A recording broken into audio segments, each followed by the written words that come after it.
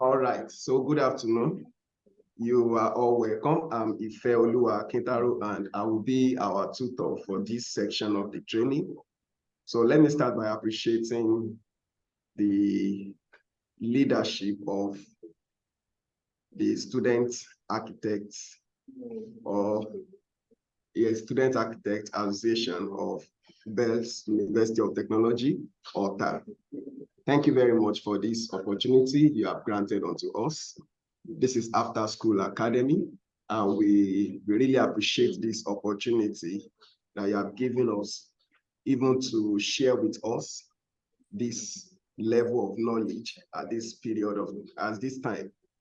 So last time around, last week, or is it 2 weeks ago, we were able to meet with our graphic design tutor, the person of Mr. Elijah Olariwaju. So he was there with you in person. I couldn't make it because of some unforeseen circumstances that came up.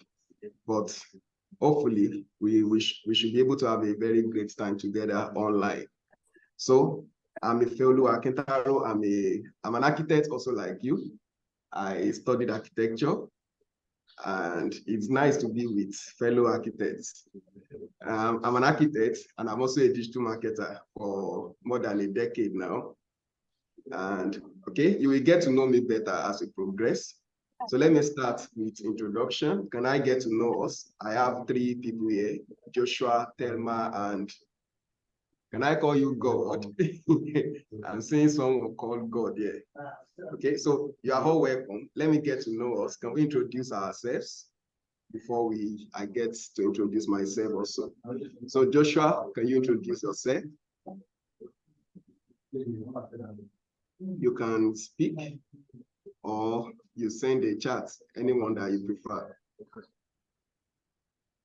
Okay, you are welcome, Mr. Joshua, master student of the Bells University of Technology. All right, so you are welcome. Thank you. Thelma, please, can we get to meet you? Good afternoon. Good afternoon. Okay, I'm Thelma Okoro. I'm a student in Bells University of Technology. Okay. All right. Thank you, Thelma. You are welcome. Okay. The person with the name God is still trying to connect his or her audio. So let's hear from God also. So Joshua, thank you. I saw your message. It's all right. It's okay. Okay, God is currently offline now. All right. So we can proceed. That name is very funny. So let's proceed with our class for today. So in this, okay, I've not introduced myself. So I said in the beginning, I'm Ifeoluwa, and that's my name. I'm Ifeoluwa Kintaro. I studied architecture from Ladoke Akitola University of Technology. I graduated 2018, and since then, I've also been practicing architecture at my own pace. I've been able to, as architects, one of the things that gives you recognition is the number of projects you have handled. So I think I've also tried to some bit in that regard.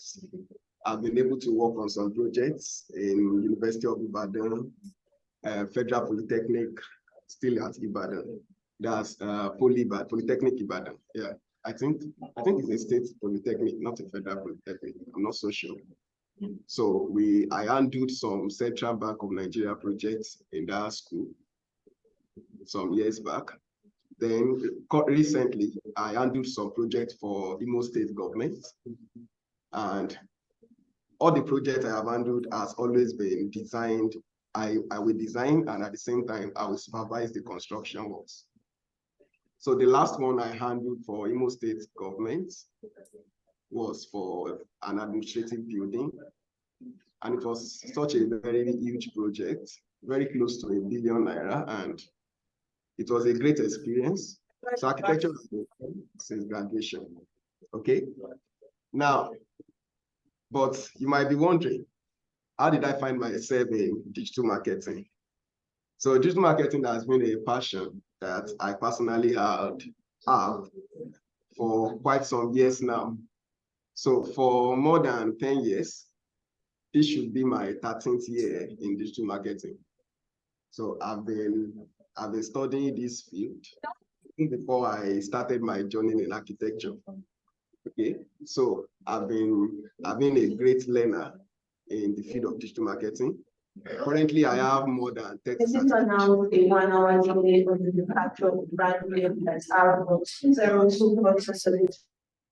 Sorry, I have to mute you, Joshua, so that you won't be a distraction. Okay, so as I was trying to give us a background into my journey into architecture. Sorry, into my journey into digital marketing. So I began to have this passion for digital marketing, even while studying architecture, and I decided to go into it. Why? I want to solve the major problems, and that is selling. So I'm someone that have interest in sales so much. And I found out that digital marketing is a great way to sell. So, and also, while studying architecture, I found out that one of the major issues that architects do have is how to sell their skills and knowledge. Most times you have to depend on networks. You have to depend on people who know people before you can get projects as architects. So that's one of the challenges we face in architecture. I remember a project I handled that should be a project for it's faculty of, I think faculty of environmental sciences. Oh, okay, don't let me be mentioning names now because this is a public space. Okay, I will just say that I handled one project like that in the past, and the project was up to the tune of 600 million naira. I did the design for the project. It took me close to 2 months to design the whole project, a very big faculty building for environmental sciences in a particular school. And the project was powered by a very top organization, a very top public organization in Nigeria. So when I met with the architect that actually got the project, the architect gave me the brief for the design. Then I worked on the brief, came up with the design. After 1 month, he said the design I have created or I have been able to produce is okay, but by the time they quantified it monetarily now, what will be required to finish the project is close to around 50% of the project cost. That's 300 million naira. And the project cost they are looking forward to is around 600 million. So I have to go back again, do some additions, make it bigger, sorry. And at the end of the day, I spent like 2 months on the project. Then when the contract was finally awarded and everything was done, it's a pity. I, that was the junior architect, right in front of me, some money exchanged hands. In fact, huge amount of money exchanged hands between themselves, their cliques, and the junior architect that did the whole work was not given a bottle of water. So I was not even given a bottle of water after working for 2 months for this architect, for this senior architect. He's a fellow. I think we understand what that means. So the person is a fellow and one of the top architects in Nigeria. So in fact, he's a well-known person in NIA. So after that experience, I knew that I cannot continue to depend on networks or continue to depend on trying to reach out to senior architects before I can get a job as an architect. So I have to pay more attention to my digital marketing skills. So from there, I started making use of some digital marketing tactics and strategies that I know to sell myself. And before I know what's going on, I started getting my own personal jobs, which really helped me. So it has been a blessing to have this knowledge of digital marketing. Then after working for almost 3 years after graduation as an architect, I found out that now it is time for me to put more effort in my digital marketing agency. And I collaborated with one of my friends, the person of Mr. Elijah that took the graphic design class. And we started our own agency. So currently, much of my time is spent in digital marketing and in training. I still do some architectural works when it comes, but mostly now what I do is in the area of tech. Now, that has been a journey. It has been a wonderful journey. There is no regret studying architecture. There is no regret practicing architecture. I still love the course. And in fact, at the moment, I'm transitioning into metaverse. And for since last year, much of my efforts as related to architecture has been in the area of metaverse. Architects will play a major role in the days of metaverse. And because one of the knowledge, basically our skills as architects is easily transferable into metaverse technology. So we can handle 3D designs. We can handle all these immersive designs. So it's just for us to add little knowledge to what we already have. And we can do very well in metaverse, in the area of metaverse. So that has been the area I've been doing much of my research works at the moment. And probably someone here also will take up that challenge. The metaverse technology is such a huge one that I will encourage any one of us to also look into, even as we progress. But here today, we are here for digital marketing. And I've told us why digital marketing is very important to us, even as architects. And even if you want to have a career in this area. Lastly, let me also tell us that,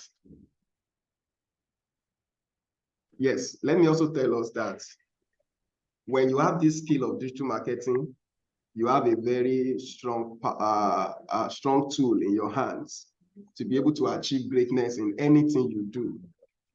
For instance, if you have the knowledge and you can't sell it, if you have the product, you can't sell it, that means there is no profit. You won't be able to make profit from what you have. So every industry are looking for marketers. That's just it. And it's important that we make ourselves available, or we have that knowledge. You can build your own architectural firm with a sound knowledge of digital marketing, as we'll be seeing when we progress. And even if you want to spend some time as a digital marketer, you can also do that after this course. So this course will be a very interesting one, and I will try my best to cover as much as this lesson. So let me go ahead now and share my screen as we get started. So thank you, everybody. I've already entered the house. You are all welcome. Please, as you are entering, kindly mute yourself. If you want to speak, you can just raise up your hands by using that option on the Zoom platform, and I'll be able to give you opportunity to speak. Okay, so let's get started. So thank you, and let's have a wonderful learning experience together. Okay, so I want to ask us, can you see my screen? So now you can unmute to reply. Can you see my screen? Or drop a chat for me. Yes, sir, we can see your screen, sir. Okay, thank you so much. All right. So I want to learn about digital marketing, and we'll be making use of a marketing professional program to take on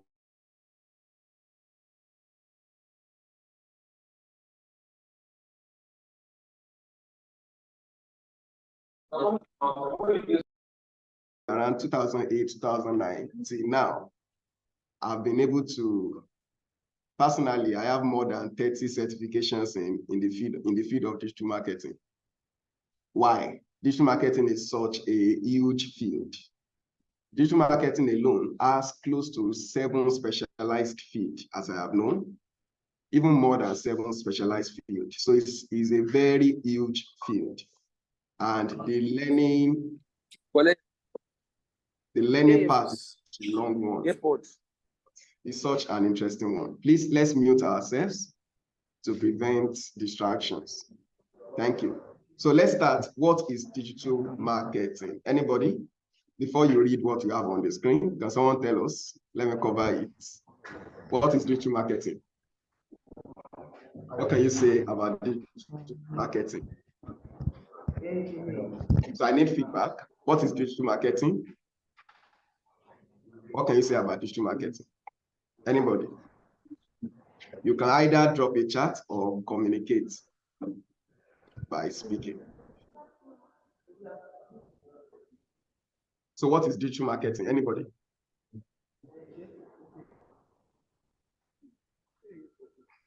You've not heard of it before? Know the work. Who wants to talk?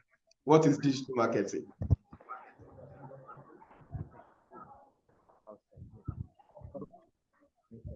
Okay, so while we...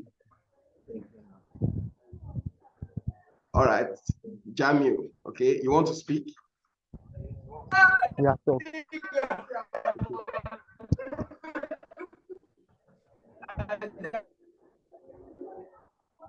So Adnan said it's the act of advertising products on different platforms. Okay, thank you very much, Adnan. Yes, that's part of what digital marketing is all about. Act of advertising products on different online platforms. That's a good one. Shonibare said, well, it's all about showcasing what you are into through the internet in order to make wide awareness. Beautiful. That's what digital marketing is all about. That's part of it. Thank you, Shonibare. Good luck. Thank you for that. Who else? Can we get one more? And we proceed. What is digital marketing? I will follow this thing. Now, I believe one of the skills we have as architects is the ability to speak. I remember my time in school. I have a very strong ability to speak. I even personally, I know that. So one of the things my lecturers used to say is, hey, Ife, you have started again. You will come here with few sheets and you will use thought to cover everything. Jury is always an interesting thing. With me, I always enjoy it because it doesn't matter what I'm presenting. I have a way of defending my works very well. That's one of the things I love. That is a very important sense in architecture, ability to defend the project. So I should not ask us any question. Nobody will be answering me because I know we are speakers as architects and we don't fear anybody. All right, let's proceed. So let me just give us a simple definition of digital marketing. Digital marketing is the act of promoting and selling products and services by leveraging online marketing tactics, such as social media marketing, search engine marketing, and email marketing. It's actually more than this, but this is just few of the tactics that we want to bring into the definition. So digital marketing is the act of promoting and selling products and services by leveraging online marketing tactics, such as social media marketing, search engine marketing, email marketing, content marketing, video marketing, display ads, and many of them like that. That's why it is called digital marketing. So anytime you are leveraging on digital platforms, online platforms, in order to promote your product or your service, for instance, as an architect, when you are leveraging internet to architectural service, digital marketing then as you know. The seminar. Digital marketing. No, it's online, guys. Online. Yes. There's nobody going to that place. Nobody goes online. Show Nibare, please. Sorry, I have to mute you. You need to prevent external noise. Okay, thank you. All right. So that's what digital marketing is all about. Not the And thing now. as we progress, we'll see what's the difference between Leader, you marketing. go to the WhatsApp. With the orientation, What's the difference between digital marketing and traditional marketing, and why should we care about digital marketing?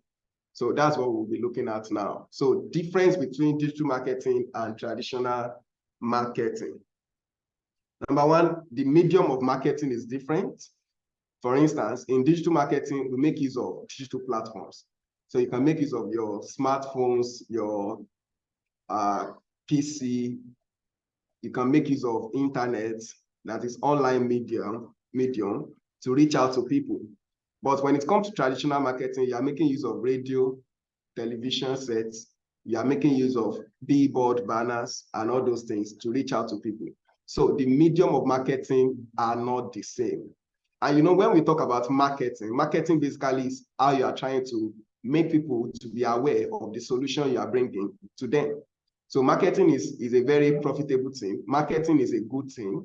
Most times people have these difficulties about selling. They don't want to tell people about what they can offer them. Well, if you have a good service or a good product, there is no reason why you should be afraid to tell people about it. Why? Because it's a solution you are bringing for them. So the solution you are bringing to the marketplace, when you get people to know about it, that is what we call marketing. So when we leverage on online platforms to do this, then we call it digital marketing. So if I'm a very good architect and I can create designs that are highly functional and can solve a lot of problems for people, there is nothing stopping me from showing that fault to the people. Are you getting it? So I can leverage on my social media platforms. I can leverage on my website, create a portfolio for myself, have a portfolio website for my works. And through that, I can carry out some search engine optimizations so that when people make a search in area close to me about a need for an architect, my website can show up and they can see some of the works I have done.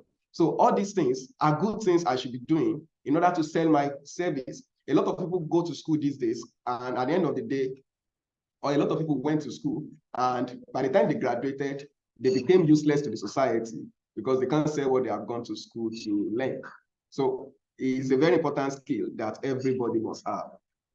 Now, another thing about digital marketing and traditional marketing is the issue of inbound and outbound.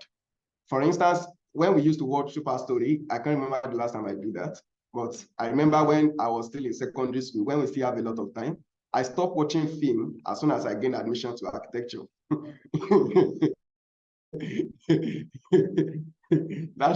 So when I gained admission 2011 to study architecture, as soon as the work started, I stopped watching film. Why? Because as you know, we sleep in studio, have a lot of work to do. You eat, you wine, you dine, all your enjoyment, all your parties are carried out in the studio. So even if you want to watch movie, you watch documentaries of Buja Arab. You watch documentaries of how they are building Buja Arab and how they are building Palm Island and all those things. That's what we watch. It's a very strange life to be an architect. Okay, so but I remember when we used to watch Super Story, you are there to watch Super Story and you are enjoying the play, but all of a sudden you will just start hearing something like this advert of Canon Wanko with picnic. So you know that funny, very, very interesting and inspiring advert like that. I actually enjoy the advert, but I'm not there to watch the advert. So the advert is actually an interruption to what I'm there to do. But that's why it is called outbound marketing. So they just put it on your face, either you like it or not. If you like, walk into your room and come back. They must show their hearts. So they have bought that particular seconds, that 60 to 1 minute, they bought it and you don't have any option about it. You just have to watch it, okay? Actually, I always enjoy that period of time when we are watching NTA news because the news can be very boring. So some ads will make it interesting. Okay, so that's about traditional marketing. It's purely outbound. They are not trying to draw you in. They are not trying to get your interest. But when it comes to digital marketing, it's all about inbound marketing. That is, you have to build interest first. You have to give people what they want. So you don't advertise to people that doesn't have interest in what you're advertising to. So for instance, if I'm an architect and I want to sell my architectural service, I will not be selling to secondary school students and primary school students because these people doesn't have money to pay for my service. And at the same time, I will not be selling my service to people of low income because these people they will prefer to hire a draughtsman than hiring an architect. So, but with digital marketing, I can actually target rich people. I can target rich people with my ads. I can target rich people with my website. And with that, I can reach out to correct prospects for my work. I remember while I was working with a real estate organization as architect and at the same time as a project manager. So one of the things I also do for them is to help them with their online marketing. And whenever we are running ads, we target two groups of people. We target high-income people, and at the same time, we target people that are Nigerians, but they are living outside Nigeria. So with digital marketing, you can easily get to know these people. If you are in Nigeria and you travel to US today, we can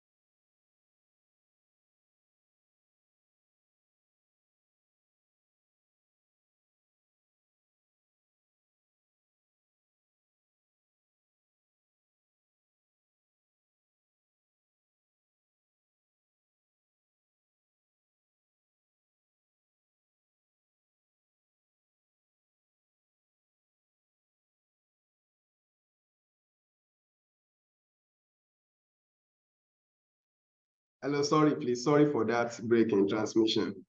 It's due to power failure. That is what they used to tell us when we used to watch NTA News. So don't crucify me. NTA News also used to go for a break in transmission. So I don't know what happened. My internet just stopped like that. So but I'm back now. So I believe you can hear me. Can we hear me? All right. It's like I'm the only one hearing myself here. Can we all hear me?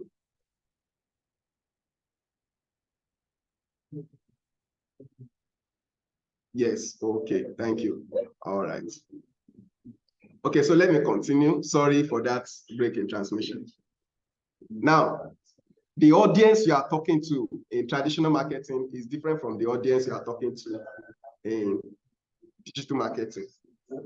For instance, the audience in digital marketing are active, but the audience in traditional marketing are passive. For instance, if you place a billboard on the road, now the people that will see the billboard, they are not necessarily engaging with your ad.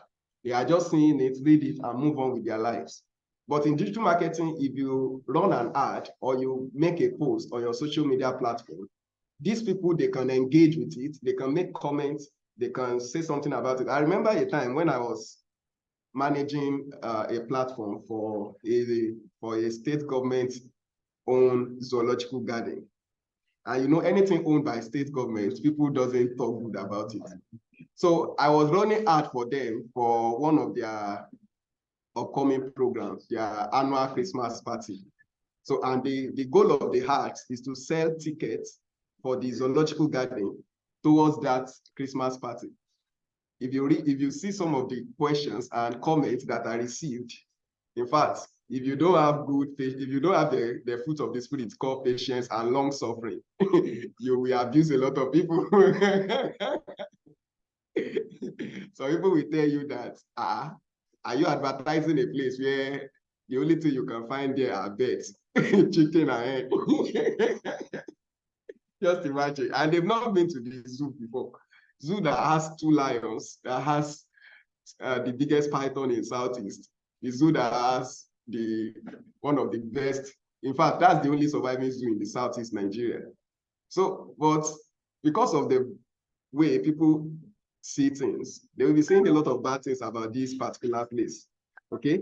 Now, why am I sharing this? I'm telling you that in digital marketing, your audience are active. So they can engage with your content, they can ask questions, they can make comments, and this can help you to know where to improve on and what to do to be able to reach out to them. But in traditional marketing, everything is passive. Okay. Then in digital marketing, you are communicating to individuals. You are communicating to them one by one. Unlike traditional marketing, where you are communicating to mass, like to a huge number of audience. And this makes it impossible for you to measure your marketing goal or activity. So there was a time we want to run a promotion for one of our projects here in Owerri.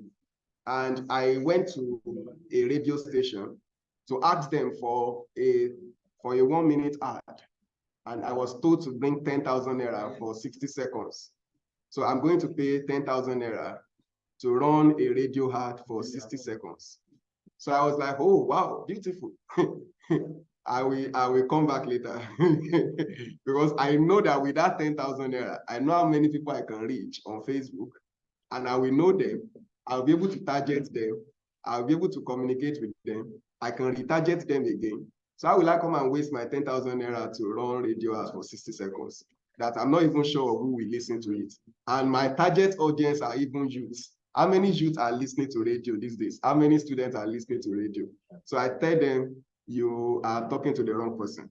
I made a mistake of coming here. So it's a very strange word in traditional marketing, but you can enjoy a lot in digital marketing. Okay?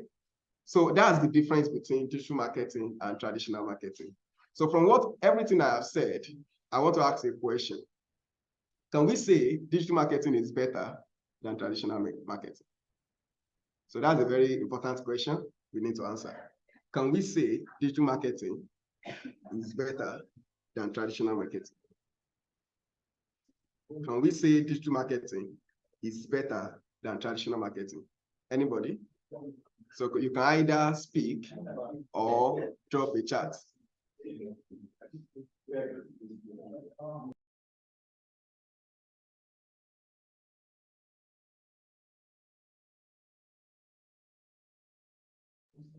All right, so Joshua is saying yes, 100%.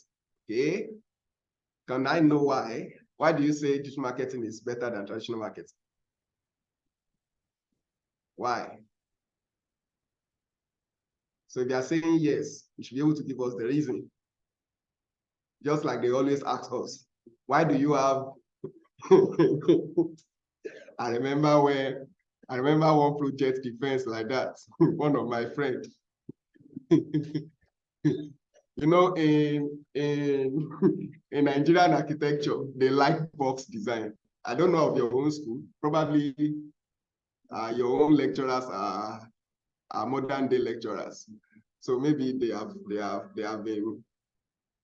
been worked on. Their mindsets have been worked on. Sorry for using that word.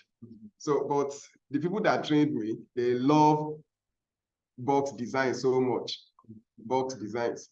So this, my friend, probably just finished watching some Dubai designs. And he decided to come up with some very funny shape like that. Everything was just cough and cough and cough. Hey, on duty day like this, my God, they finish him. They finish him. Question was just coming from different angles. Why do you have it like this? Why do you do this? Can this work? No, it can never work. It's a very strange thing. Okay, so Joshua said, just for the fact that I can interact with my target audience, and I can also have information about them too. Okay, beautiful, that's a very great, good reason to defend digital marketing, or to say digital marketing is better. Okay, I need more information. So don't let us be like that, my friend, that came up with Dubai designs, but couldn't defend his project. Okay, so to save our time, let's progress, let's move forward. So we can't really say that digital marketing is the best or traditional marketing is the best. Why? It depends on the audience. Most times it depends on your audience. For instance, if you are, let's say you are selling a product or a service that is targeted towards car drivers, you know, these bus drivers. Now, many of them doesn't have time to even check their Facebook accounts, to check their Instagram. They are not even available on those platforms, but they are always listening to radio as they move. So for these people, digital marketing might not be the best for them. But when you are reaching out to people who are available on digital platforms, then digital marketing will be the best for them. So Adnan is saying digital marketing is better because it is more cost effective. Beautiful. I love that. Beautiful. Very cost effective, and interact with the audience, and the larger target audience, maybe another country. Awesome. Awesome. Thank you, Adnan. That is beautiful. That is beautiful. So those are advantages of digital marketing over traditional marketing. But not we cannot necessarily say that digital marketing is the best. We are not trying to create a contest between both of them. They all have their places, depending on what you want to achieve per time. And I will tell you that most times it is better if you can combine the two together, okay? But for instance, digital marketing has a lot of advantages, especially for small business owners. So if you are just starting out, I remember is it 2 weeks ago, about 3 weeks ago, 3 weeks ago, I was with the small and medium enterprises in Imo State through a digital marketing training organized by SMEDAN. SMEDAN is the Small and Medium Enterprise Agency of Nigeria. So the program was organized from their headquarters in Abuja, and they selected a few small and medium business owners across the nation. So for Imo State people, I was the one that was chosen to train them. So while I was training these people, I found out that many of them doesn't have budget for marketing. So if you don't have budget for marketing, there is no way you can go for traditional marketing. It will be too expensive for you. So it's better you do your digital marketing, and with few amount of money, you can do a lot of conversion. Recently, I spent my last ad that I ran, I spent 30,000 naira to be able to get close to 400 leads. So if I'm getting 400 leads by spending 30,000 naira, and the product I'm to sell at the end of the day to these leads is costing close to, I think, 20,000 naira per sale. So if I'm able to convert just 10% of that lead, that's 40. If you multiply 40 by 20,000 naira, so that is a huge profit on the amount of money I have spent for the ad. So digital marketing is very profitable and awesome. Okay. Any question before I proceed? Any question? So we've seen what is digital marketing, we've seen different. Let's look at the types of marketing that we have. So I will not take much time on this. So types of marketing, we have interruption marketing. Those are pop-ups that we see. Maybe when you are watching your TV super story, or when you are online and you are making use of your phone, especially for people that love to download free apps. As you are using those free apps, you can just see those pop-ups that will come up. So those are interruption marketing. Then we have behavioral marketing that involves targeted ads. So in fact, that's the best thing about digital marketing, your ability to be able to run targeted ads, behavioral marketing. So I remember there was a time I was setting up an ad, and the ad was so targeted to the point that don't let me mention what to target, yeah.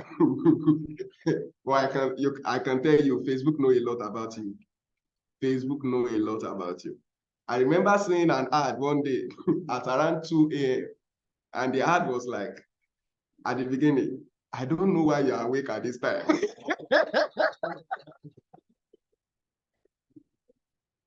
I was shocked. I was like, wow, this is a beautiful ad. I love that copy. Now, ads like that are targeted to people that are always awake at night. Because it won't make sense if I see that ad in the afternoon. So that means the timing of the ad also is very important. They have timed the ad to come up in the midnight. So the lady just started with, I don't know why you're awake at this time at this time of the day. But I know God is able to help it. She was like selling a program, a church program like that. So they are using it to reach out to people that might have problems in their lives, and maybe it's causing them sleepless nights. But for me, I don't have problems in my life that's making me to be awake at night. It's architecture that is causing that. Nothing than that. Okay. All right, sorry, I have a distraction here. Okay, so that's behavioral marketing. Then we have permission marketing. Permission marketing is a kind of marketing that involves you taking permission before you reach out to those people. For instance, email marketing is a permission marketing. You don't just send emails to people when they don't make a request for it. That would be wrong of you. Let me give us a short story about that. There was a time when I did my training on email marketing. So the person that taught me was in Lagos, and this man gave us, sorry, please, I have a little distraction here. I'm trying to go over that.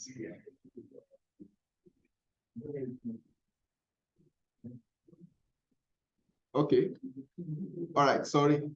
My boss sent me a message. That's Mr. Lyder. So I need to respond to it. All right. As I was saying, I was telling us a short story. So after the email marketing training, we were given list of emails. And these emails were emails of people that have registered for some programs on June. Oh, I said I don't want to be mentioning names. On some digital platforms in Nigeria. And they harvested all their emails and gave it to us as students who learned email marketing so that we can use it to reach out to these students or to these people and sell our products and services to them. Now, it is wrong for me to do that because these people did not give me permission to send them emails. So in permission marketing, you don't send emails to people that doesn't subscribe to your email platform. It is wrong. I also remember that during my SMS trainings, the SMS marketing training, they sold phone numbers to us. You see, Nigeria is very porous, I must tell you. That time, I was able to get the phone number of everybody in Abuja, everybody in Lagos, everybody in Port Harcourt, major cities in Nigeria, even to the governor's phone number. Like, I checked the phone number of my state governor and I found it there. I saw his name and the phone number so that we can use it for marketing. So all those strange phone, messages you used to receive, don't think that your phone numbers are saved like that. Some people have access to them. Now, to be candid, I did not use those phone numbers. I just kept them saved in my system, but I did not use them for anything because for me, I have a different goal for going into marketing. So I'm not there to scam people. I'm not there to do what I ought not to do. But I'm just telling you that some things are happening behind the scenes, and you will get to know them in digital marketing. Okay, so that's permission marketing. Any question about the 3 types of marketing I've talked about? Interruption marketing, behavioral marketing, permission marketing. Okay, has any of us here received emails from platforms you did not subscribe to before? Have you received that? Anybody? You have received emails from platforms you did not subscribe to before? How many of us have received email from Arc Daily? As an architect, you must be receiving emails from Arc Daily.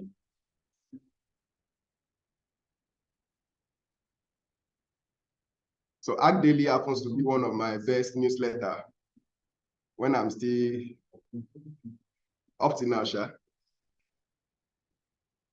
Okay, anybody?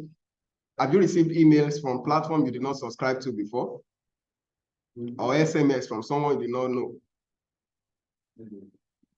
Has anyone received emails from them before? Okay. Like nobody's trying to talk to me now. Yes, I have. Okay. So all these are things that normally should not be happening because they are not in line with the general rule. Okay. Now let's proceed. Element of a digital brand. So why are we learning about this? When we are talking about digital marketing, we must understand how the digital platform works. So for every brand that wants to engage in digital marketing, there are two things that informs their brand. The first one is their digital voice, and the second one is their digital footprint. I don't know if any of us followed the story that came up last year around Easter, when a very strange graphic designer for Sterling Bank decided to shock the whole world with his design by creating a design that says, Jesus has risen like agege bread. That design landed that man into serious trouble. Why? Because it's going against the organization's digital footprint. Anytime you are online, there is a footprint you are building. There is a trail you are building. Anytime you are online, there is a voice you are building. And these two things affect your efforts in digital marketing. So what is your digital voice? Your digital voice is basically your identity. How people get to know you, what they remember about you when they hear you. For instance, if I mention someone else, Sabinos, there is something you remember about him. If I mention, who else is very common in Nigeria? You have many of them. What's Funny Bros? Yes, if I mention Funny Bros, there is something that comes to your mind. If I mention Nike now, Nike, there is something that comes to your mind. If I mention who? Tata.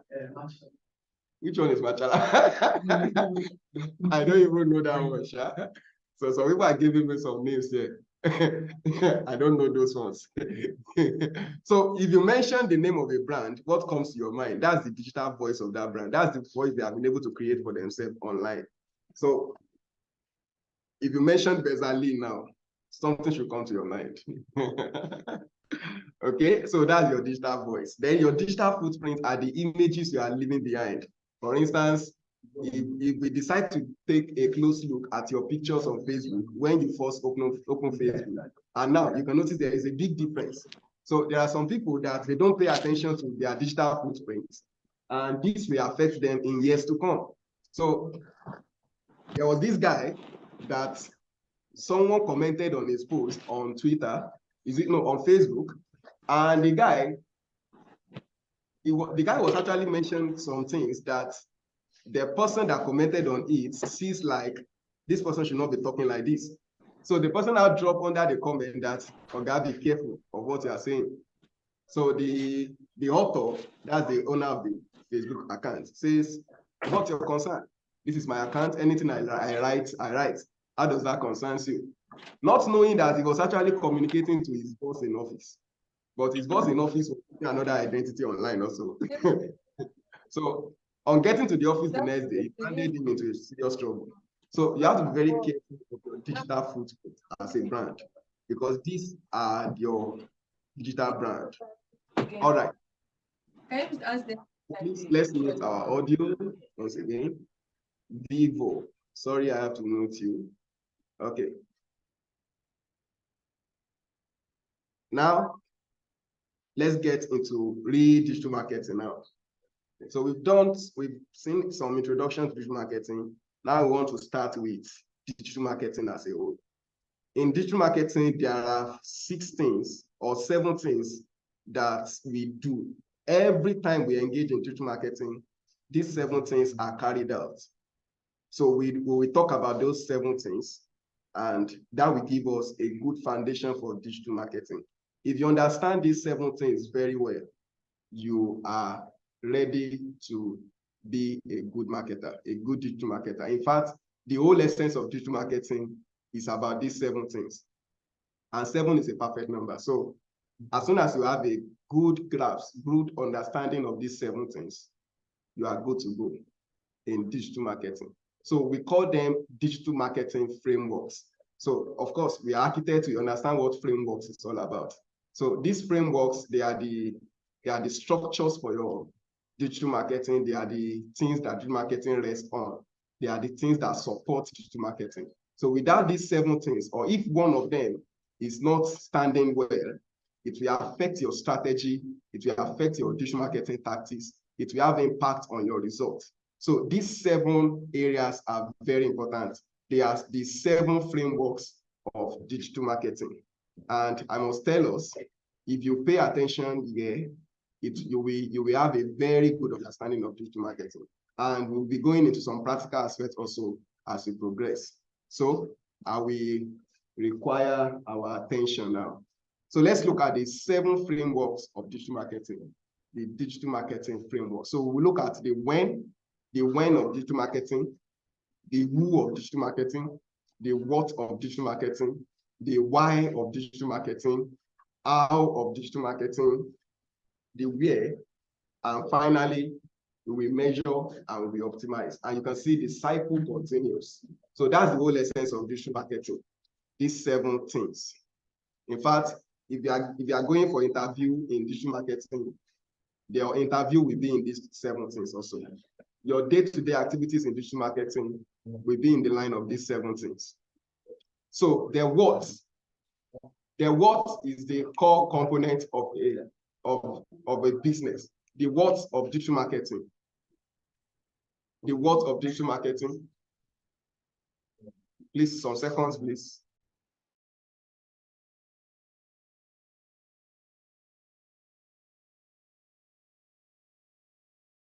Okay, sorry, it's off again. You are not putting on the system.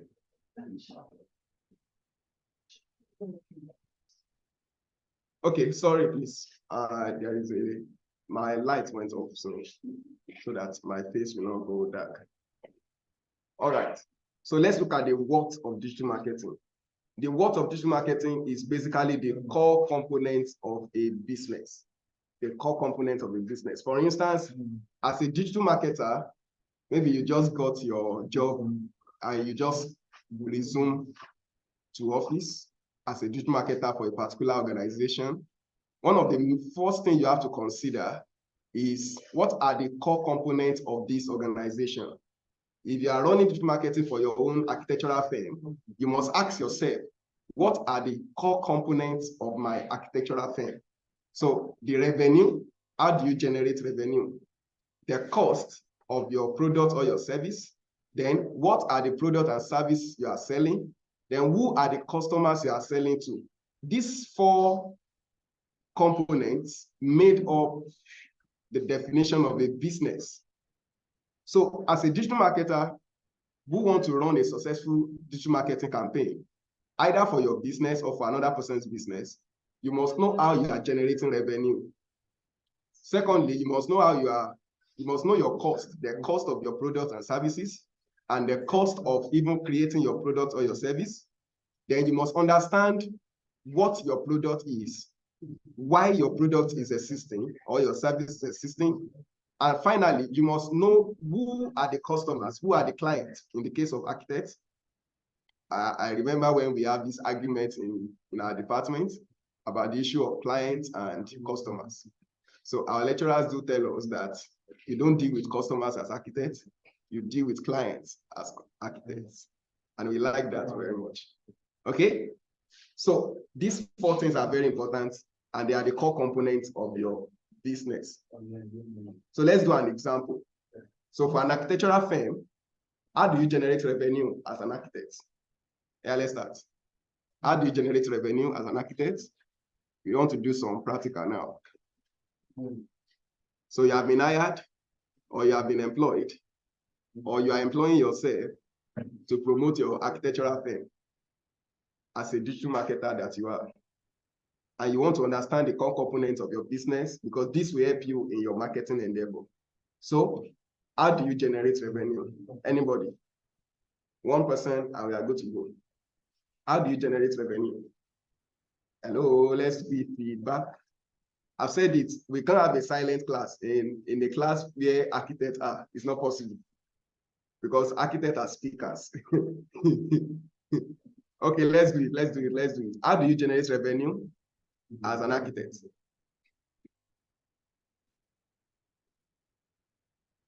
I'm waiting. How do you generate revenue? Or we don't generate revenue as architects?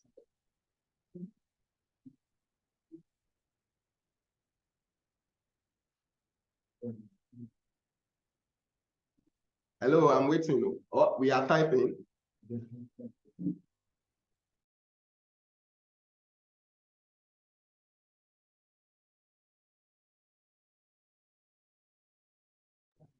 Hello, I'm waiting.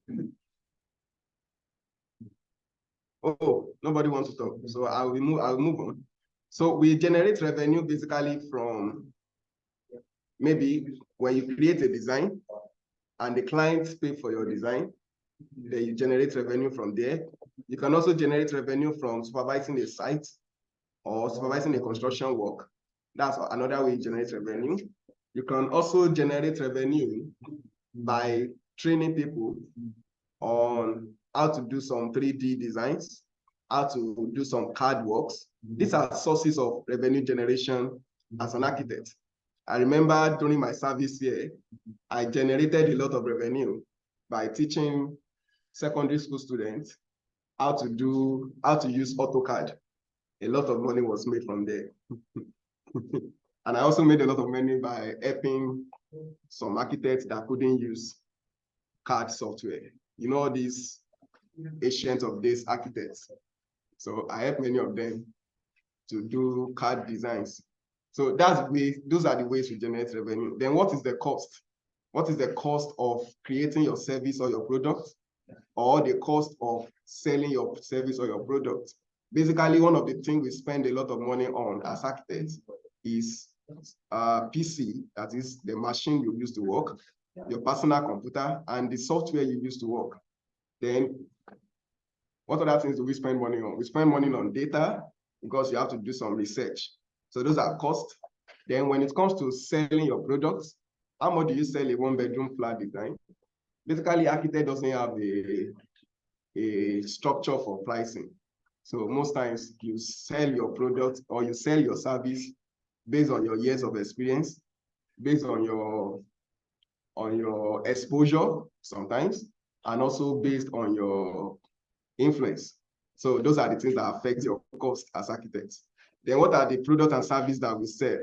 Okay, as architects, we sell designs, we sell supervision, and we also sell our knowledge. Okay, then as customers, who are the customers? Customers are basically people who want to build houses, people who want to build offices, any construction work that has to do with house building, or sometimes we can design road also. I've designed road in the past based on my knowledge in road design, even though we are not really trained in that area, but at least you can still do some things with it. Then people who are into construction works, some of your clients are also building engineers. Then the state government can be your client. I work with state government for quite some time. For close to 4 years, I work with public institutions. So these are your clients, okay? So that's about the core components of your business. Then the next thing you now look at as a digital marketer, when you have come to understand your core components, you know how you generate revenue, you know your customers, you know your clients, sorry, if you are not dealing with customers, you know your product and service, and then you know your cost. So when you have come to understand this as digital marketer, the next thing you have to understand is your value proposition. What you are selling, the benefit of what you are selling, the people you are selling it to, that is your target customer, and what makes your product or service to be unique. That is your unique selling point, USP. Now, there was a time I have to go and sell myself to someone. After NYSC, I need to engage in some works, and I have to go and give a tender. So when I got there, the man looked at me, looked at my small size, and decided to do as if he did not see me. But I knew that I will soon blow his mind. By the time he gave me opportunity to speak, I will blow his mind.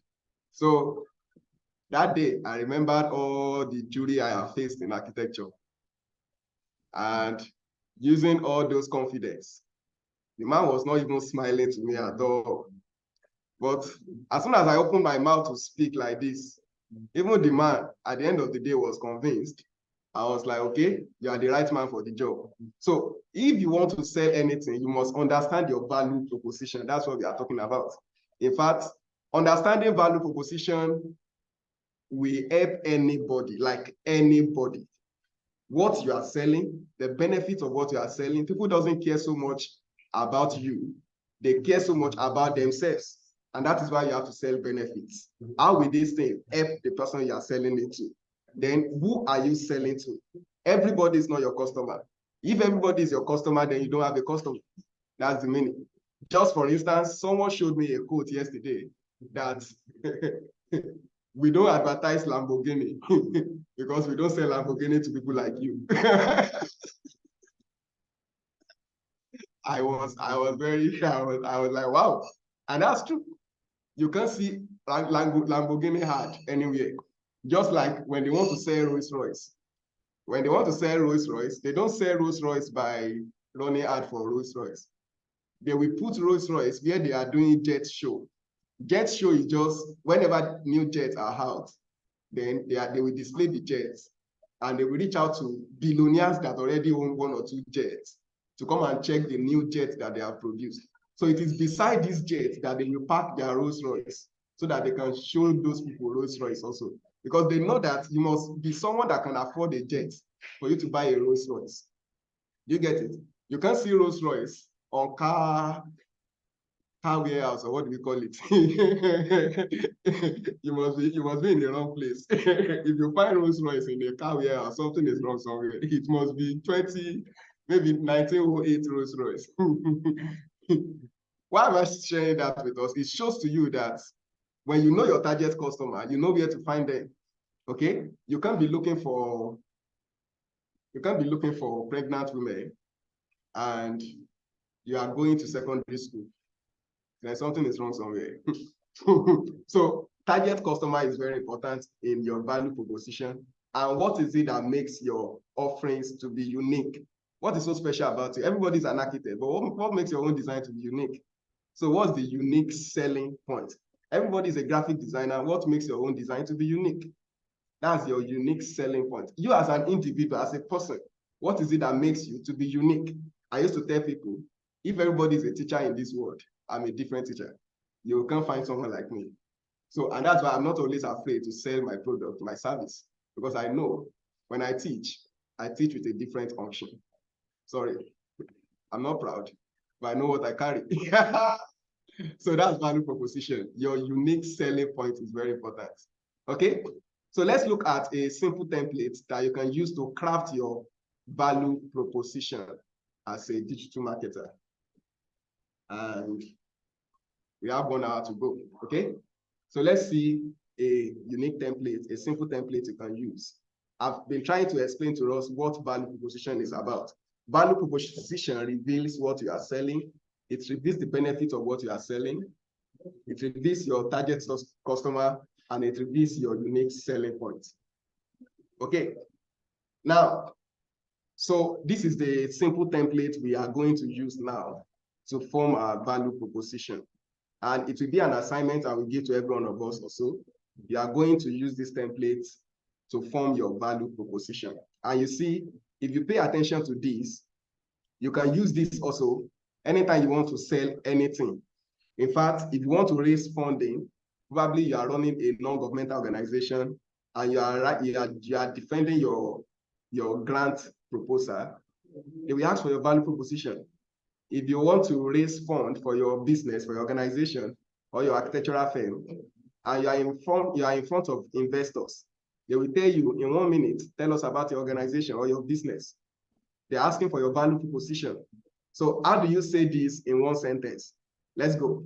For target customer, you put the target customer there, who you state the need or opportunities, who needs something, something, something. Our product or service or category, that is what you are selling, that you take them to statement of benefit, unlike you compare with a closest competitor.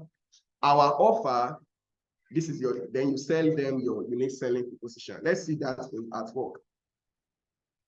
Okay, so the value proposition for this particular course that you are learning from now is this.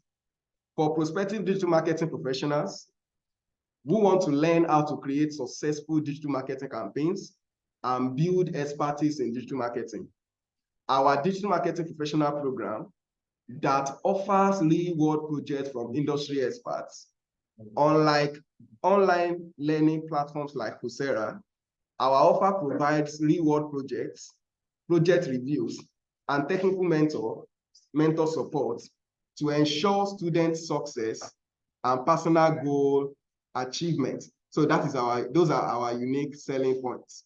So this is how you structure your value proposition.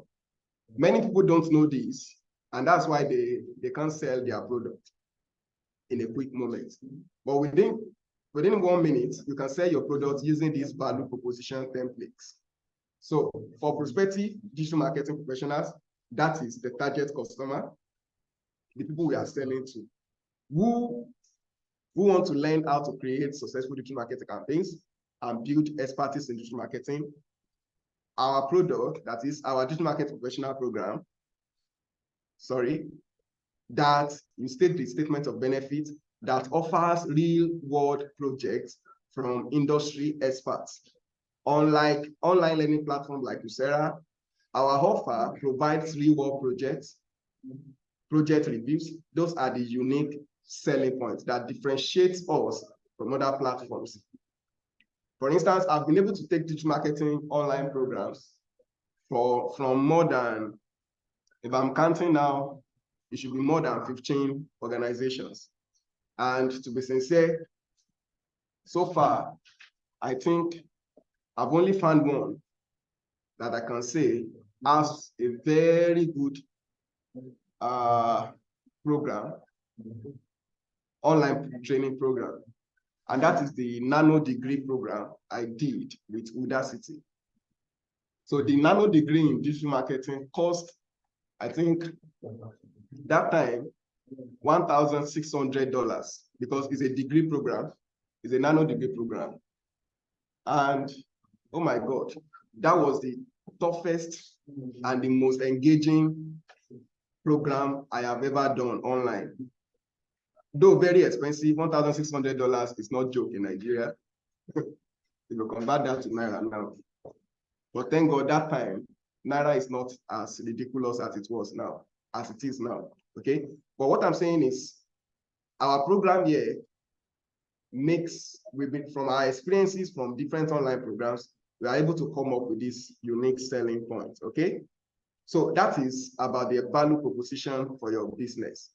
Let me recall everything I've been saying in case you have been disconnected at some point. So we are currently looking at the 7 frameworks of digital marketing. And the first frameworks we are looking at is your what, the what of digital marketing. And what simply means, what are the things you need to pay attention to even before you start your digital marketing campaign at all? What are these things? So the first thing is your core components, the core components of your business. What are the core components of your business? You want to know that. Then what is your value proposition? You want to know that. So these are the things we are currently looking at. Then what is your business model? How do you generate income? How do you make money and derive value? So business model simply shows how a company makes money and derive value. So is the business a business to customer or business to business? So you must understand that also for you to be able to carry out a successful digital marketing campaign. So what is the business model for the organization? If you don't start from this word, it might be a little bit difficult for you to have a successful digital marketing campaign. And also, our hope or our expectation in this training is that even if you have to run a digital marketing campaign for Coca-Cola, Coca-Cola has one of the highest budgets for digital marketing. You should still be able to fit in very well. So that's why we are taking our pain to take you through all this. Okay, then what is your business life cycle? That's another thing you should pay attention to. The organization you are trying to run digital marketing campaign for, what is their business life cycle? Are they startup? Are they at growth stage? Are they at mature stage? Are they at a decline stage? So it will help you to know what are the things you should keep track of, what are the things you should be measuring, and what are the strategies and tactics you can make use of. Do you get it? So understanding the business life cycle at the early stage of your digital marketing campaign will be of a great help for you. So practically, how does this work in an organization? So on your first day of resuming at the office, you want to ask, okay, thank you, sir. I'm very grateful for this opportunity to be the new digital marketer for your organization. Please, can I know, please, which stage are we in this organization? Are we just getting started, or are we at a stage where we have some growth objectives, or we have matured and we just want to keep pace and ensure we are innovating well so that our competitors will not come upon us, will not overtake us? Or are we struggling at this point? And am I here to help you find some growth initiatives to make things work? So you need to understand that level that you are now. It's very important. But over the years, in my experience, I found out that one of the most difficult people to work with are startups. May you not work for startup when you are not ready for them. Startup can make life difficult for you. And the most beautiful people to work with are the mature stage organizations.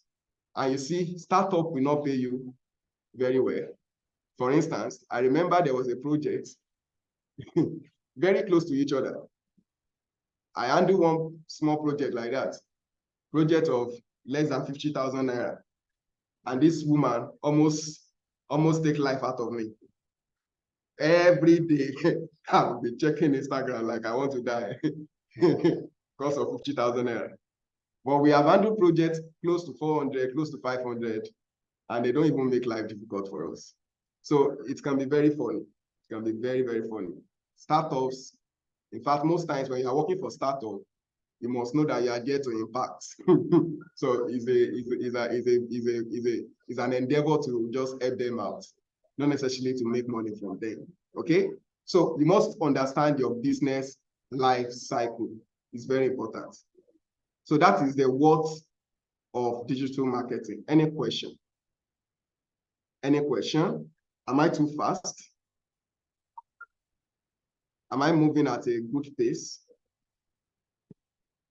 Are we understanding? Don't worry, we will soon get to practical aspect of digital marketing. Everything we are still doing now is theoretical. So, but I believe you are understanding what I'm explaining. Okay, I'm not too fast. All right, thank you, Joshua. So that is the what of digital marketing. Once again, let's take it again. I like recalling very well because that's one of the strengths of teaching. I said in what is just the foundation of digital marketing. That's the first thing you pay attention to when you resume to your digital marketing organization. What? The core component of the business. 4 major things. How do we generate revenue? What is the cost, the product and service, and the customers? Then the value proposition, that's the second thing. I've given us a template to achieve that. Then the business model, and finally, the business life cycle. Okay, let's proceed. The second framework that we are going to look at is your customer. Customers, they are the boss. You know, there is this quote that says customers are always right. For me, I don't know if I want to accept that, but I think sometimes customers can be foolish. Some customers doesn't know what they want. So that's part of your work as marketer. So customers are not always right. Some customers doesn't know what they want. For instance, if someone asks you to run ad for them. Now, oh Jesus. So the goal is to run an ad, and they will tell you that I want everybody in Nigeria to see the ad. Do you know the number of Nigerians that are available on social media? Close to 17 million. Not all Nigerians are on social media, so that's just a few numbers in comparison to our population. Okay, so if you want to reach close to 20 million Nigerians online, and someone says my budget is 30,000 naira, you should know that that client doesn't know what he's talking about. It's not right. You can't reach 20 million people with 30,000 naira. It's not possible. You can only reach a segment of that audience. You can't reach every one of them. And at the same time, after telling you that what I want is, I just want people to see this post. I just want them to see it. And you now, you moved and you decided to act based on that brief that you have received. I want everybody to see it. So what will you do? You set up an awareness ad on Facebook, and everybody that wants to see it, based on your segment, you can reach everybody in Nigeria, at least for the segment. Everybody in that segment, they'll be able to see it. And guess what? The ad has performed the objective. Close to maybe, let's say, 100,000 people have seen the ad. Then the client will now tell you that, I can't even see the effect of your ad. You now be wondering, okay, 100,000 people have seen this ad. What else do you want? But nobody has bought anything from me now. So that means what the client actually need or want is sales, not awareness. So most times, client doesn't know what they want. They don't know what they want. So you must understand your customer. You must know your client. And in digital marketing, there is a way we get to do this. So we engage in some practical things now. So the first thing you do to understand your customer in digital marketing, as a digital marketer that has just been employed by Nike or Adidas, is you must do a customer survey on your first day in office. So you have to start with a customer survey. You want to understand the customers you are targeting with your digital marketing campaigns. So to have a good knowledge of your target audience, to be able to serve them well, it is recommended that you carry out a short survey or interview. Your interview should uncover what your target audience is. Most times, people don't know who they are marketing to. If you don't know who you are marketing to, you will waste a lot of money on marketing. So their survey should cover something like, what are they thinking about? What are the needs of these customers? What are their goals? What are their aspirations? Then what are they seeing? That is the social media channels where they work, the website they follow, what they watch online. So if I find out that my prospects, my customers are mostly on YouTube watching, what's the popular YouTube show that people watch in Nigeria? Maybe, let me see. You said? Skinny Girl Transit. Wow. So someone that suggested one for me, Skinny Girl on Transit. In fact, I'm hearing that for the first time. I many of us have had that one before, Skinny Girl on Transit. So that's a popular show on YouTube that Nigerians are watching. As a Nigerian has told me, you know me, I'm not a Nigerian. I'm only here in Nigeria by body. I'm not in Nigeria. So when I go online, I own my VPN so that the result I'll be getting are not Nigerian results. So skinny girl on transit. So if your customers are watching skinny girl, that name save, I don't understand. I don't even understand that name. Skinny girl on transit. Okay, if that's the program that your customers are watching, then you want to target them with an ad on that platform. What are they seeing? Okay, what are they doing? Their current academic level, their profession, their interests, their hobbies. What do they like to do? What do they like to engage in? All these things will help you to know how to craft your marketing message and your marketing programs. Then, what are they feeling? Their pain points, their frustrations, their emotions. Copywriters use this a lot. In copywriting, you leverage so much on people's emotions. So for instance, when you see articles that has titles like, "You can die if you don't read this." Have you seen those funny article titles? "You can die if you don't read this," or "Send this to 30 people so that you can live till tomorrow." Okay, 10 important things to see before you die. I love those copywriting things. Okay, so you want to know their feeling so that you can leverage on their pain points, their frustrations, and their emotions. Don't use it against them. Use it in a way that you can speak to them personally and they can come to understand your products. Okay, so let me ask us a question.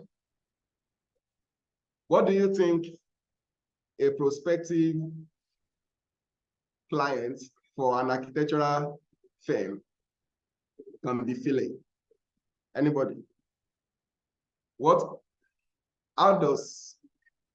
do you think can be the pain points, the frustrations, or the emotions of someone who needs the service of an architect? I need an answer. I want to know whether we know our clients. What are the pain points of people who are architects? What are their frustrations? What are their emotions? Why would they not go for a draftsman? Because draftsmen are our competitors. Before I gained admission, I worked with a draftsman. That was 2008, 2009, 2010, 2011. I work with the draftsman. And I know they are competitors to architects. So why will someone hire you as an architect? What are their feelings? What are their pain points, their frustrations? Thank you, Samantha. Beautiful. Construction quality and budget. Okay, yeah, that's some of their expectations. If I will hire an architect, then it will be because I recognize construction quality. But that aspect of budget, architects are not cheap. A draftsman can give you a 1-bedroom flat for 30,000 naira. But I'm very sure no architect will design for 30,000 naira. Or do we have them here? It's not possible. But you know, draftsmen, they will just tell them, "I saw that my uncle's house. Can you help me replicate it?" That's what draftsman does. For architects, you know, we don't design like that. Okay, Samantha, I will give you time to talk. You are raising up your hand. Let me quickly read what Good Luck sent here. Where clients are in need of a quality building plan in order to get a quality building erected. Yes, thank you, Good Luck. So that's some of the things or reasons why someone can think of an architect. Okay, so Samantha, do you want to speak?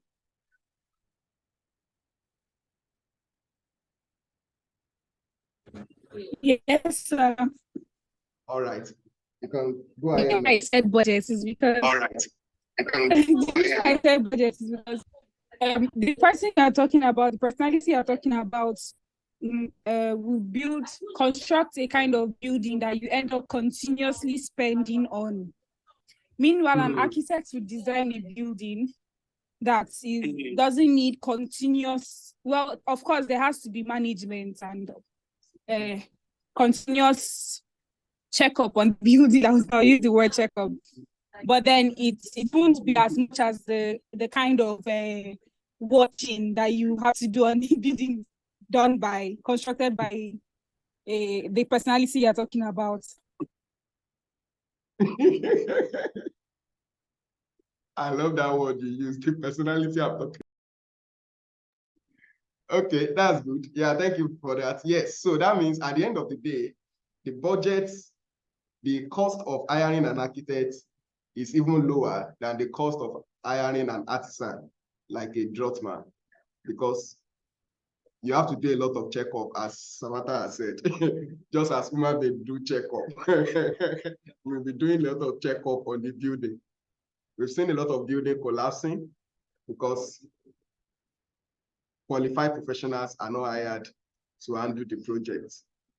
So I remembered one of the last projects I supervised, the artisans I worked with, those are the masons.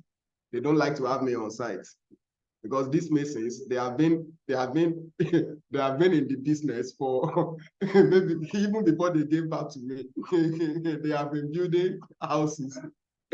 So because of that, I can't give them instructions. That's their own view. So they will tell me that my own mix, my concrete mix is too expensive, that I should allow them to use their own concrete mix. They will tell me this is what you learn in school, that this is site work, this is real life. I should not bring book to this place. All in order to cheat on the client at the end of the day. And all those things can cause problems, especially if you are going to build for stories. You must use correct mix. So all those things happens when you are not working with the right people. Okay, thank you for that. So let's move on. So in order to know your customer, we have talked about survey, customer survey. Now let's talk about what we call the empathy map. So from your survey, you develop what we call an empathy map. So an empathy map is a summary of your customer research that you have done, and it helps you to better understand your customer. So the empathy map is divided into 4 quadrants with the heading, thinking, seeing, doing, and feeling. So you are going to fill each of the quadrants with a minimum of 3 pieces of information you gathered during your research. So for this particular course, this is our empathy map. I will show you the empathy map. Let me quickly scroll to it, okay? Good. So for this course now that you are taking, this is the empathy map for that course, for this course, sorry. So the person that wants to take this particular course, our prospective customers, what are they thinking about? So from our research, we find out that these people are thinking about becoming a digital marketer with having their own company. Then they are thinking about making money. They are thinking about becoming a renowned digital marketer. And some of them are thinking of changing career. So just as I moved, although not fully moved, but I moved from architecture to digital marketing. I don't want to say fully moved because maybe my daddy will see this video one day. So that my dad will not come and sue me. That, what did I just hear you say? Okay, so this is what they are thinking about. I don't like thinking about, I don't even like reasoning about that too. Okay, it's a strange word with parents. Parents like their children. It's good to be an architect. Like, it's good to be an architect. Very good one. Okay, seeing, what are they seeing? So these people that that will be enrolling for our programs, they are seeing digital marketing tutorials on YouTube. They have Facebook groups posts that they are seeing. They subscribe to Nepatel. Nepatel is actually one of the foremost search engine optimization professionals we have in the world. They are watching free courses on Allison. These are the things we find out during the process of research. What are they doing? Some of them are college students. They are writers. They are freelance researchers. Some of them own a bakery, like they are into cake making, all these snacks, and so on. Then some of them are financial analysts. These are what they do. Then what are they feeling? Some of them are feeling confused. They don't know what they want to do with their life. School have failed them. They studied biochemistry and microbiology. Those are the two courses you don't want to study in Nigeria. Microbiology or biochemistry. If you study any of these two courses, you will end up becoming a digital marketer. I'm very sure of that one. Because I've seen many of them. I've trained many of them. Those two courses, they don't have a job in Nigeria. Biochemistry and what? Microbiology. Okay, so they are confused. Some of them have financial constraints, and some of them are frustrated due to lack of resources. No, some of them doesn't have this assurance of where to start. So these are the 4 things that we've been able to come up with concerning our prospects. And this is their empathy map: thinking, seeing, doing, and feeling. Okay. Now, after you have created your empathy map, the second thing you have to create is what we call your customer persona. So a customer persona is just a fictional character that communicates the key characteristics of your ideal customer. So on your second day at work, you want to develop your customer persona. Your first day will involve understanding your what, the what of your organization, the what of your digital marketing. Then and at the end of that first day, you should be able to send out survey. You can create an online survey, and with that, do your research, get some responses, and develop your empathy map. Then on the next day at work, you want to develop your customer persona. So your customer persona is a fictional character that communicates the key characteristics of your ideal customer.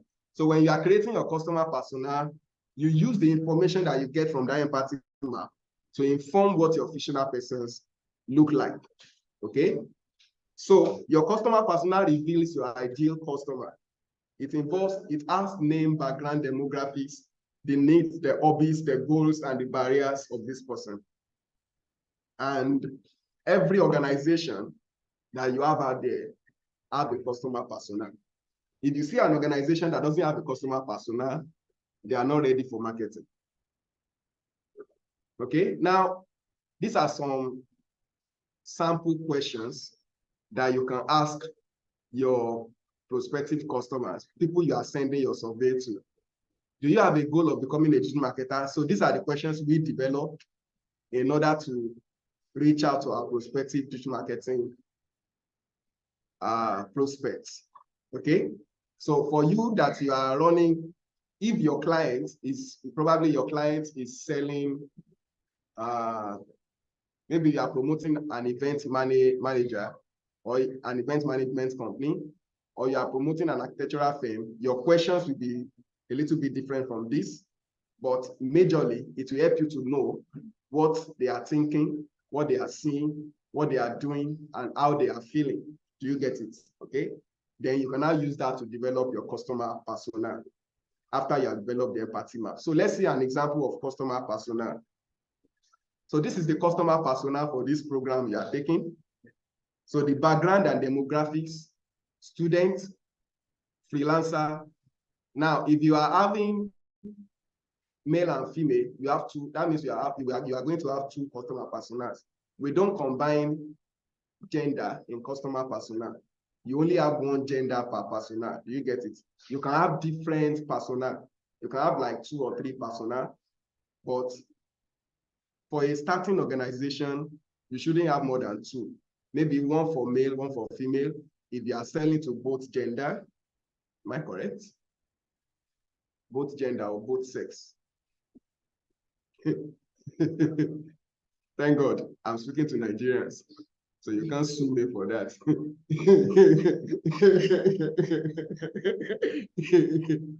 Because I know that now it is a crime to use the word both for either gender or sex. I don't know now.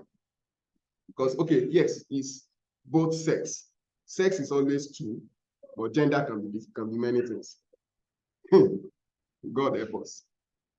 I filled a form, a public form for that matter, by Nigerian government recently, and they asked us to pick our gender, and they put there, you can either pick male or female. I said, Nigeria is still very good.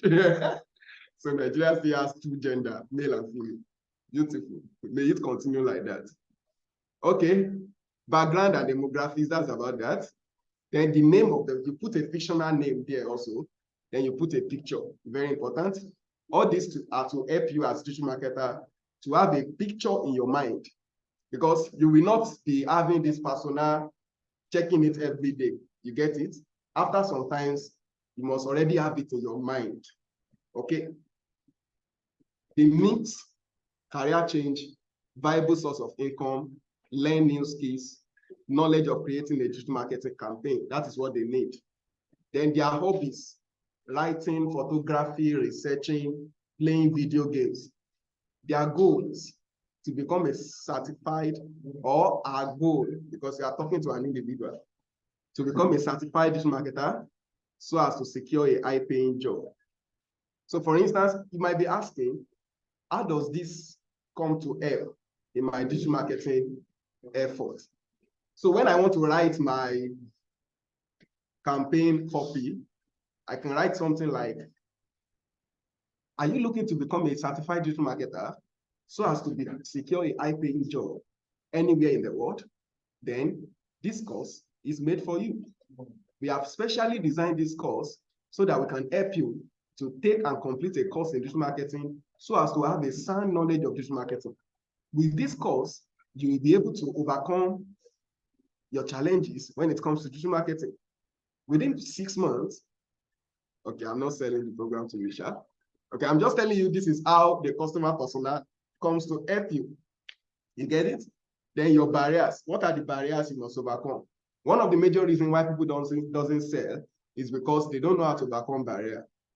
So I remember when I was taking my sales lesson, a sales professional course, one of the training we have to take is how to overcome objections. So you have sold out your product, and after talking for like few minutes, the person you are talking to now says, nice product, nice product, nice product. But we already have someone that is giving us this product. Maybe you should check back next week. That's an objection. Now you have to find a way to overcome that objection. So those are the barriers you might be having. Okay? So not sure of where to start. Busy schedules, being a student, lack of quality training and real-world projects on digital marketing, inability to afford payment for physical training programs. These are barriers that these people are having. And our product has been created to solve them. Okay? So that is about customer persona. Any question?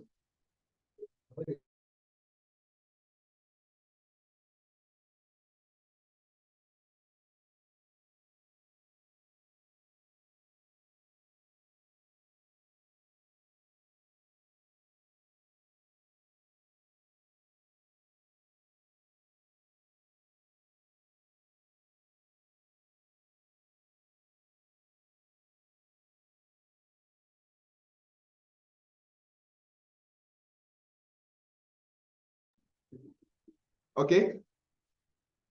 So I was asking any question on the customer persona. If there is no question, let me proceed because of our time. Okay, so those are the two things about the who of digital marketing. So let me recall, we have been able to learn about two frameworks in digital marketing now. In fact, we have covered huge ground already. We've been able to look at the what of digital marketing, and we have looked at the who of digital marketing. And I said, your first day as a digital marketer, basically you want to understand the what of your digital marketing campaign. Then on the second day, you want to pay more attention to the who of your digital marketing. What talks about the components of the organization that you're working for? How are they generating revenue? What is the cost of generating this revenue? And how much are they selling their product and services? What are the benefits or the features of their product and services? Then their customer base, who are their customers? That's the core component. Then you also must understand the value proposition of the organization. Then finally, you must understand the business model and the business life cycle. That's the what. Then we move on to learn about the who. The who talks about your customers. Who are these customers? Who are your target audience? And to understand your customers, two documents are important that you must develop on your second day in office. You must develop an empathy map and a customer persona. The empathy map is basically the map that reveals the results of your customer research. So after carrying out your customer research, your customer survey, you develop your empathy map. In your empathy map, we'll be able to know what your customers are seeing, your prospective customer, what they are seeing, what they are doing, how they are feeling, and so on, and what they need, and like that. Then your customer persona, which is also from the result of your empathy map, will show to us your background and demographics, the target persona name, the names, the hobbies, the barriers, and the goals. So these are the who of digital marketing. Let's move on to the last one we will cover today, and that is the when. The third frameworks of digital marketing is the when. So when talks about your customer journey. When are you going to reach out to these customers? When are you going to meet them? At what point will you meet them? At what point will you sell to them? When? So in digital marketing is an inbound kind of marketing. So being an inbound kind of marketing, the goal is to draw people in. The goal is not to outbound. It's not to force it on them. The goal is to help them to like your product, trust your product or service, and now desire to have your product or service, then finally buying from you. And at the end of the day, they can become your evangelist. That is, they can become a loyal customer, even inviting others to come and buy on their behalf. So the when of digital marketing. The first thing about your customer journey is the awareness stage. Every customer that you are having must meet you at one point. The earliest point of contact that you have with your customer, most times,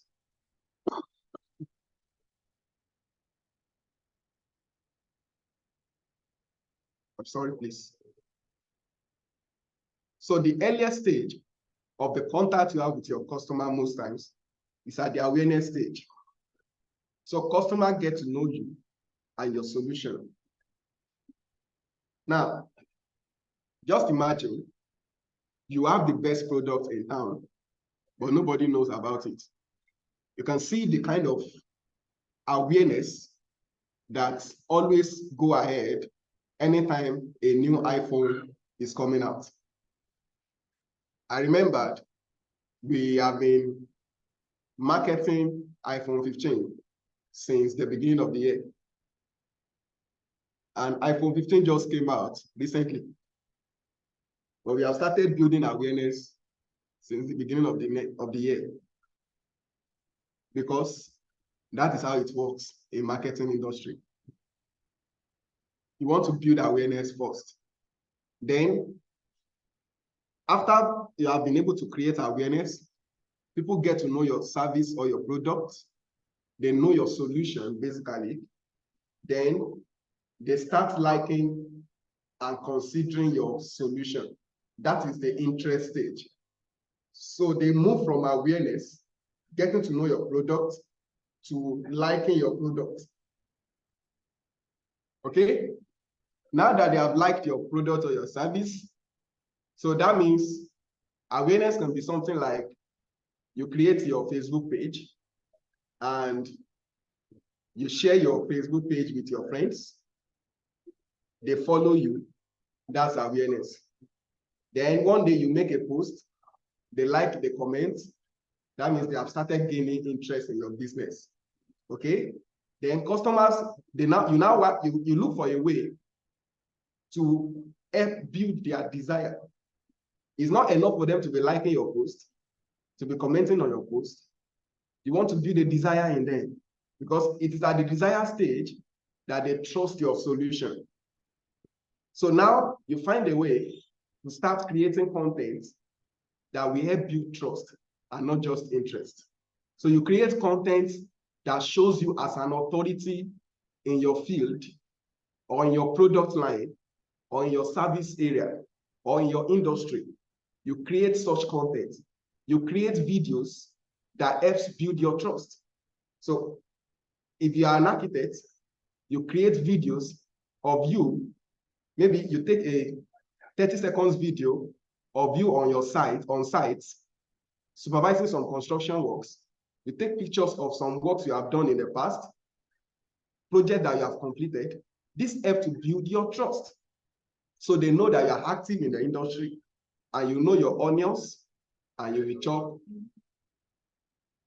your onions very well. Okay? Then that's the desire stage. So people move from interest to desire. Customers have built trust in your solution. Now they are getting to the point of buying, making a purchase. Then the fourth stage, is the action stage. So now customers are ready to buy and you close the sale instantly. And finally, you deliver the expected product at your post-action. After they have clicked on the buy now, they bought the product, you have to deliver the product. So that's the post-action. You deliver the expected product or service. You keep following up to get feedback. Very important. Feedback is very important. You want to ensure you give them the best customer experience with your product. And let me make this known to us. The journey is not necessarily linear.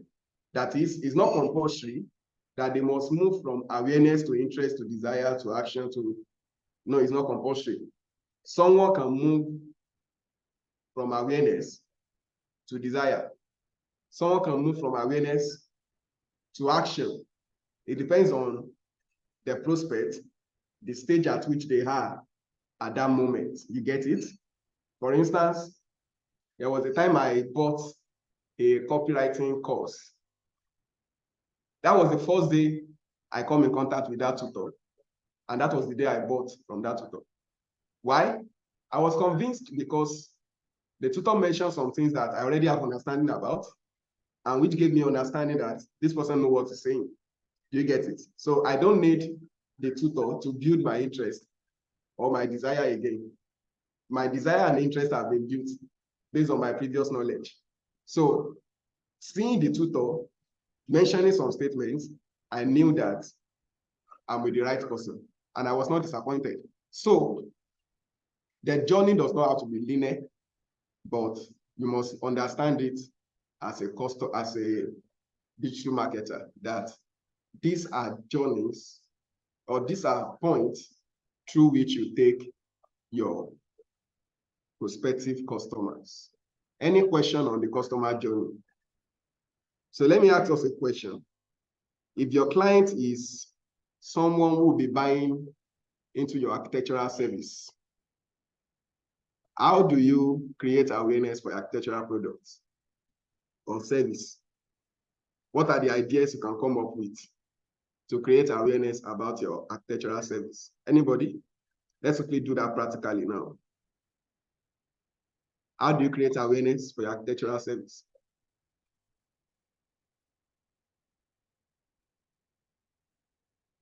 Anybody? Oh, are we sleeping? Are we tired? Which one? How do you create awareness for architectural service? I need feedback. Let's say your client, you're a digital marketer in an architectural firm. How do you create awareness for an architectural service? What do you do on the online space? Any idea? Don't let me be the one feeding us with all the answers. Okay, advertisement. Okay, thank you. That's a good suggestion. So what do you advertise? What do you advertise? Okay, taking pictures of past works, making them look attractive and presentable in order to bring in clients. Okay, that's also a good one. So you can take pictures of your past works, products and selling points. Okay, beautiful. So you can advertise your products as an architect and your selling points. Okay, those things that makes your design to be unique as an architect. Okay, good. Now, how do you build interest? Now that I've seen your past work, I've seen the designs you have created in the past, I've seen the projects you have worked on in the past. How do you build interest? How do you build interest? Anybody? How do you build interest? That's a little bit technical. So let me see if anybody can. KYC. What's the full meaning of KYC? Because what I know about KYC is, okay, know your customer. Oh, beautiful. I thought you are talking about, because the KYC I know is doing when we are registering for something. So they will ask you to come and do KYC to authenticate your registration. Okay, that's a good one. I'm getting to know that acronym for the first time. Know your customer, beautiful, KYC. Okay, so when you know your customer, how do you now use that to build interest for them?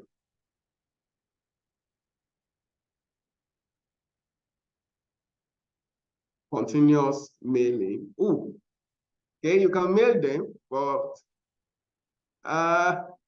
continuous mailing, okay, yes. Samantha, please speak. Probably when you speak, I can understand you better.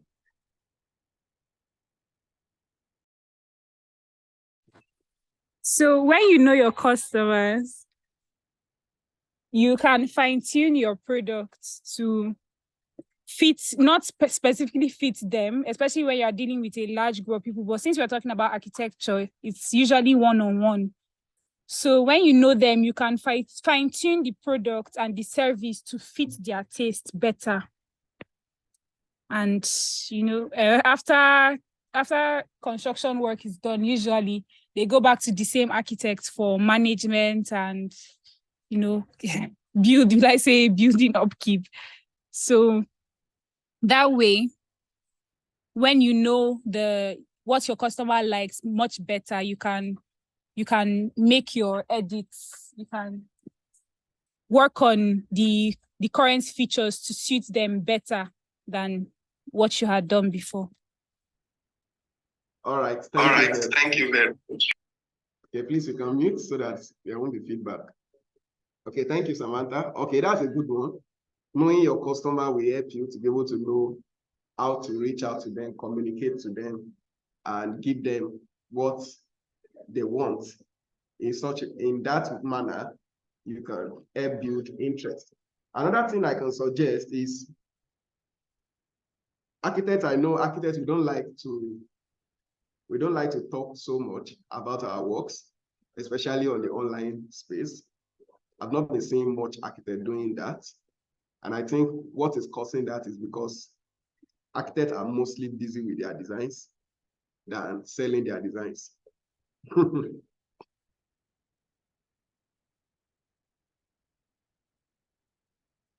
Okay, let me firstly read what good law says. Well, keeping up with them, we are knowing what they want and trying to sweeten in with them.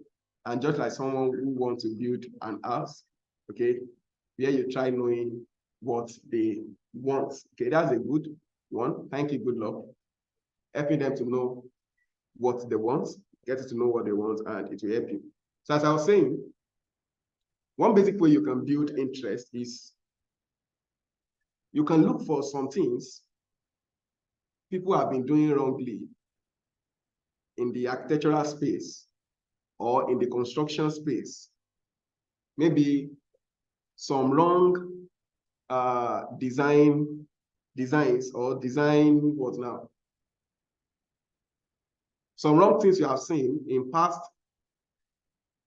house designs that you can comment on, and you can show your depth of knowledge in. For instance, I've seen some designs before that I was shocked by the positioning of their windows, the positioning of their doors. When you enter the living room, how everybody have to say, I'm sorry when you are walking in the living room. Why? Because you are blocking the view of people watching TV as you are moving. You know, that's a design fault. Normally, if your design is correct, when people want to move, they shouldn't have any business distracting anybody that is watching the TV. It's a design fault. So if your design is correct and the interior deco, if your interior is well arranged, if I want to move in my living room, I should not distract anybody that is watching the TV. So when you see all those errors, you can bring it up, talk about them, and you can share them on your social media platform. Tell your prospects that they should be careful of things like this. They should get to know about all these errors, how their kitchen should be arranged, 5 things they must not do in their bed, maybe five interior materials that they must not use in their bedroom, the type of light they should have in their living room, the best way to arrange their kitchen furniture, and many things like that. That shows your authority in that space. Okay, exactly, thank you. So it helps you to build interest, and through that they will be seeing that, oh wow, this person is talking, is making sense. You can educate your prospect about why they should have all those setbacks. Many clients doesn't want to have setbacks in their house. They want to use all their house. You can educate them on the importance of all these setbacks, how it can help them, why they should have green areas in their house, the importance of landscaping in a house, the health benefit of that, why they should have an exit door in their house, because some people are closing the exit from the kitchen now. The only door that enters into the house is the living room door. All those things. Why they should consider having maybe another space in the house that is not a regular space. Probably why they should have a library in their house. So all these things helps to build your authority. And before you know what's going on, they begin to see you as someone to be reckoned with. And it builds their desire, and they buy from you at the end of the day. Okay? So I just give you ideas that you can use to sell your skill. All right. So with that, we have come to the when of customer journey. And with that, we've come to the end of today's class. So we continue from here, from this point. We still have like 4 frameworks to go. We've considered 3 today.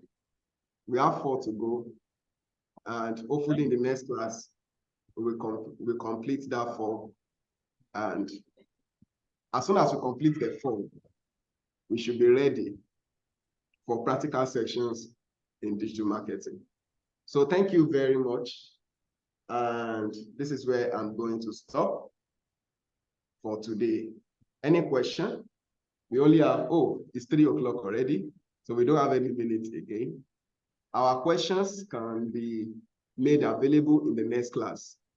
I won't be able to take our questions again for today. So thank you so much. Hope you enjoyed the class. Hope you are able to get some ideas that you can run with, even in your professional career. And hope I have not wasted your time today. Thank you, everybody. Thank you for coming. So hope we enjoy the class. Hope we learn one or two things. And if you have that dream of becoming a digital marketer, I must tell you, you are welcome. You are welcome. It's a very wonderful field that you can combine with any other thing and you will enjoy it. And even if you don't want to become a digital marketer professionally, it's a very important skill that you should have. As you can see, today now I've been able to show you how you can sell yourself as an architect. Okay, it was good, and being in 100 level, it looks educating and new ideas is setting up. Beautiful, beautiful. I love that. I love that. Okay, thank you, everybody. Do have a wonderful day. The recording of the class will be made available for us, and I will speak with Mr. Anulua, your president, and we will decide on when the next class will be. So thank you for this day. Thank you for joining the class, and do have a lovely day. Thank you, Samantha. Thank you, Mr. Anu Olua. I can see you. Thank you, sir. Can I hear your voice? Let me speak. Let me hear you. Number 25. I will send the details shortly. I can hear you, sir. I said, hope you didn't forget our November 25, the IG live session. I would communicate the details shortly. Okay. Okay. It's okay. Thank you. All right. Thank you. So thank you. I have to quickly go now because the other students are waiting for the next session, and I have to allow them to come in. Okay. So thank you, sir. We'll talk behind the scene. So you have a wonderful day. All right. Thank you. Thank you, sir. Thank you, sir. Yes, sir. Yes.